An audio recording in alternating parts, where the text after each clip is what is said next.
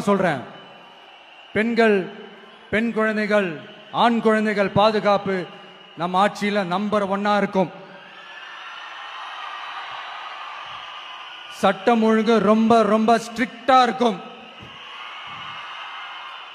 அரசு பள்ளிக்கூடங்களும் கல்லூரிகளும் முதல் தரமா இருக்கும்.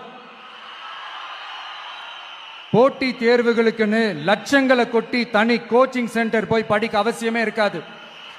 ஏன்னா கவர்மெண்ட் ஸ்கூல், காலேஜ் சிலபஸே போட்டி தேர்வுகளை ஈஸியா சந்திக்கிற வகையில் அந்த ஸ்டாண்டர்டுக்கு ஏத்த மாதிரி அமைக்கப்படும். உயர்நிலை பள்ளி பாடத்திட்டங்களிலேயே அடிப்படை அரசியல் சாசன சட்டம் சேர்க்கப்படும். மாநில மற்றும் ஒன்றிய அரசு அலுவலகங்கள், வங்கிகளின் செயல்பாடுகள் மற்றும் அவற்றை அணுகும் முறை குறித்து மாணவர்களுக்கு தெளிவான புரிதலை ஏற்படுத்தும் வகையில் தேர்வுகள் அற்ற செயல்முறை பாடமாக கற்பிக்கப்படும். இந்தியா முழுக்க உள்ள ஒன்றிய அரசு சார்ந்த கல்வி நிலையங்கள் மற்றும் அதன் சேர்க்கை அட்மிஷன் குறித்து புரிதலும் தெளிவும் மாணவர்களுக்கு உருவாக்கப்படும்.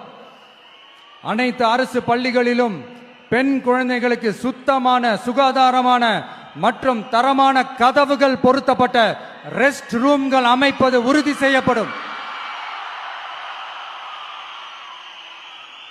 போதைப் பொருட்கள் இல்லாத தமிழகம் உருவாக்கப்படும். மாவட்ட கலெக்டர்கள் மற்றும் எஸ்பிக்களில் சரி பாதி பெண்களாக இருக்கும்படி செய்வோம்.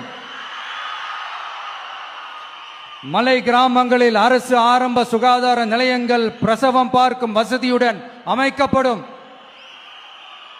பஸ் போக்குவரத்து இல்லாத கிராமங்கள் மற்றும் மலை கிராமங்களே இல்லை என்ற நிலை உருவாக்கப்படும்.